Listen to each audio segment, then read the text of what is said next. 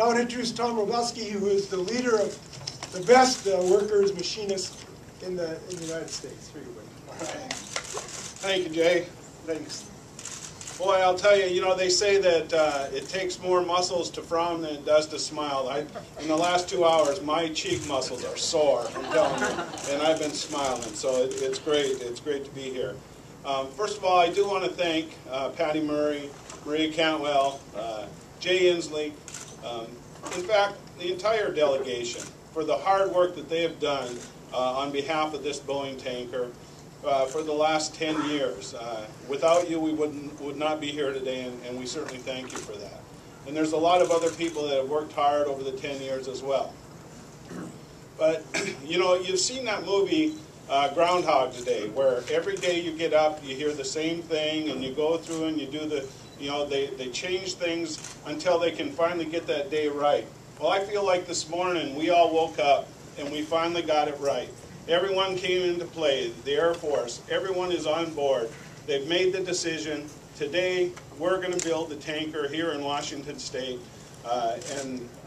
You know, the movie finally has an end, and today is the end to that movie. It always it has been the best airplane for the American public, for the American military, and most importantly for the American worker. This airplane guarantees jobs not only here in Washington State but across the United States, and that's where it should be. As Jay said, you know, when we are faced with no jobs and tax, tax issues, this is the right thing to do. This is the right place to do it, and you know what? We are ready to start building. We've been ready for a long time. We don't have to talk about it anymore. The Boeing company has put efficiencies into that 767 line in Everett, along with the help of machinist union members and SPIA members, and we're ready and we're willing to start building tomorrow. So thank you again for everything that you've done, and at this time, I guess I turn it over to Mike Hightower from Service Steel.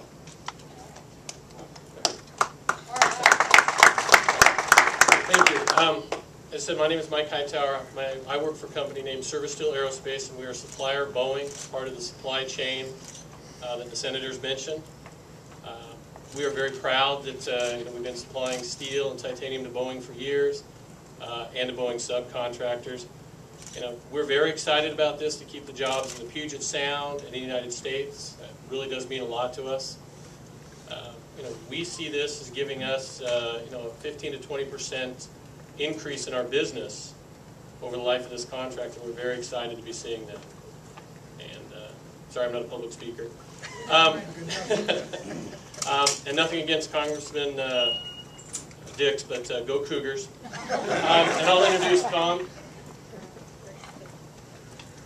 Thank you. Tom McCarty, and I'm president of SPIA, and we represent the engineering and technical workers here in the Pacific Northwest, and Kansas, and Utah, parts of California. I mean, it goes without saying, we got here due to the enormous effort and commitment from our representatives, from our senators, from people in the business community, from leaders all across the region. And I want to say, again, echo the thanks, the most sincere thank you from the people I represent, because if it wasn't without those efforts, we wouldn't be here today. I would like to think that we'd get here on our merit, but sometimes that is not true. It takes a lot of effort and a lot of influence and work by other people. So we're ready to do our job. We're ready to start right now building the refueling tankers that will go on for generations and generations, serving the American people and the American warfighters. And I am just so happy I can hardly express it. So thank you all for your efforts, and we're ready to do our part. We're ready to build those Air Force refueling tankers for years to come. Thank you.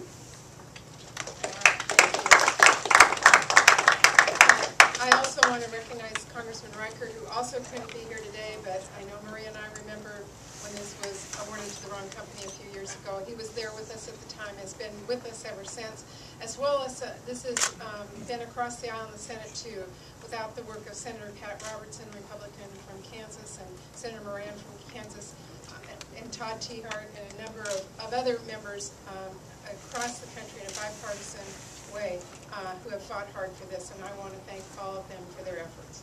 Let me just finally say, we've been fighting hard for these jobs for 10 years. Today, these jobs are ours. Pretty exciting.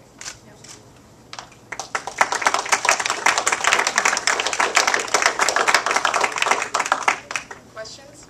Senator, and maybe even the rest of you, how surprised were you to get the news today? At least one of you queued up a news release with the wrong headline on it, Congressman Inslee.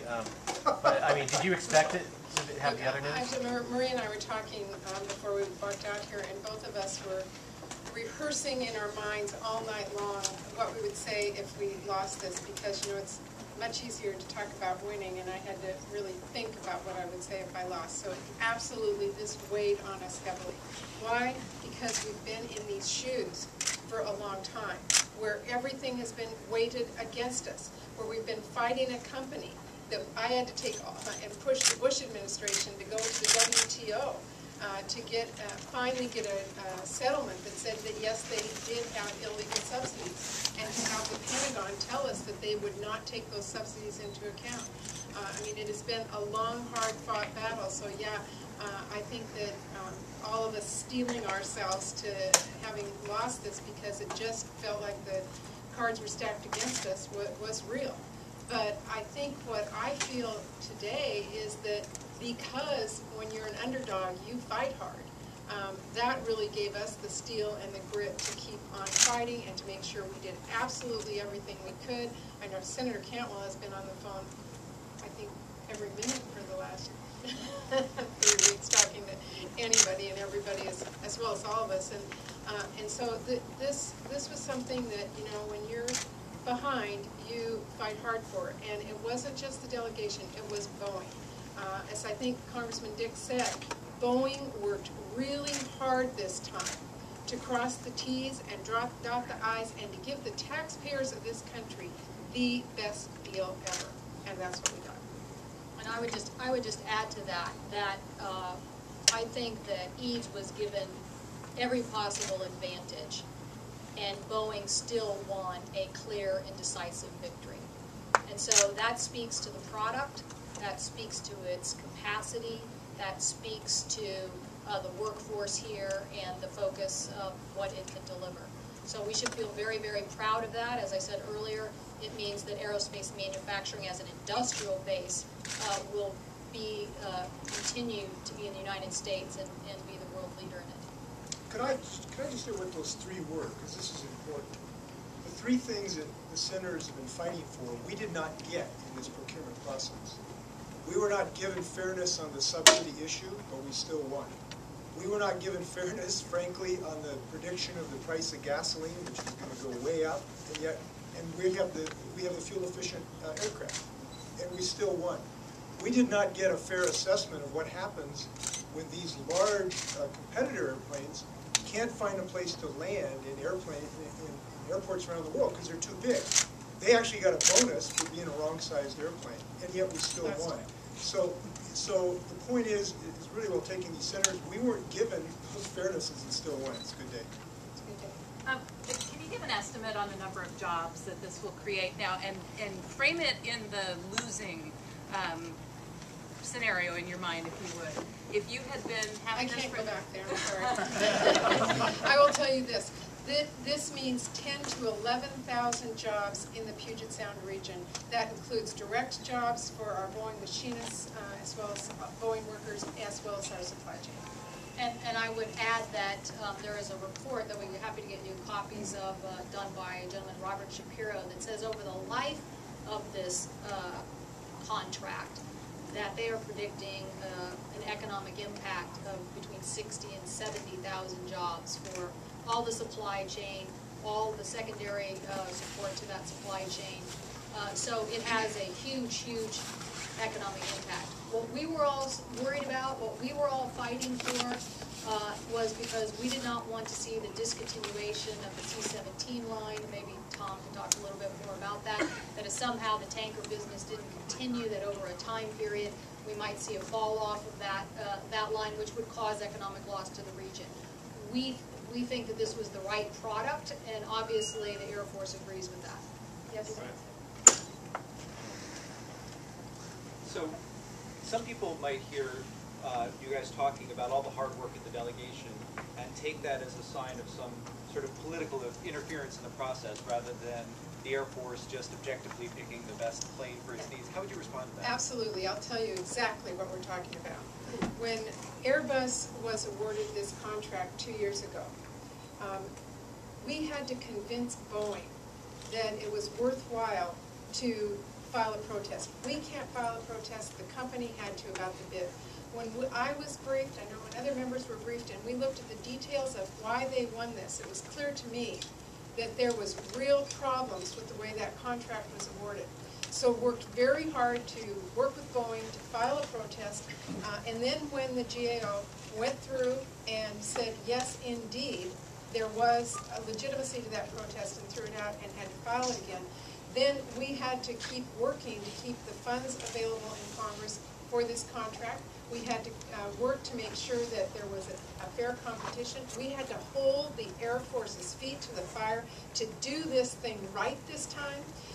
We were continually briefed on how they were going to put out the RFP, making sure that there was going to be no question at the end of this day when the contract was awarded, win or lose, and to convince everybody to keep moving in the same direction and to redo this contract. So, yeah. And I would just say this about the Government Accountability Office that reviewed the protest by Boeing, that the amplification of the issues by the congressional delegation and the media about what were the protest concerns in that proposed bid award to them was critical. And while the GAO, you would have looked at some of those issues, the fact that Congress was doing its oversight job of the GAO, I think added to the awareness that we had some serious problems.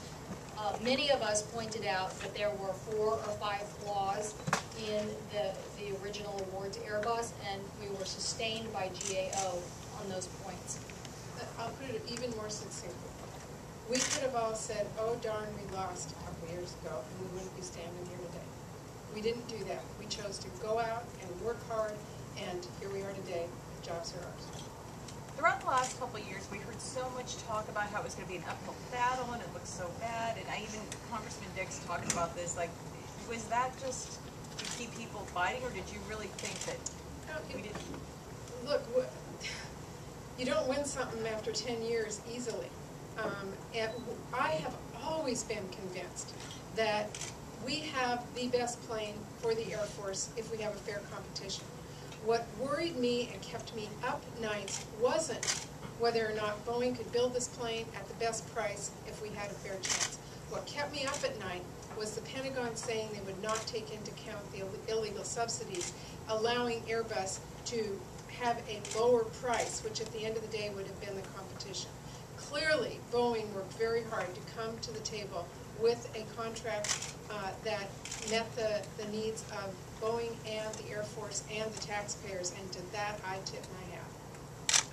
Can I point out how large those subsidies are?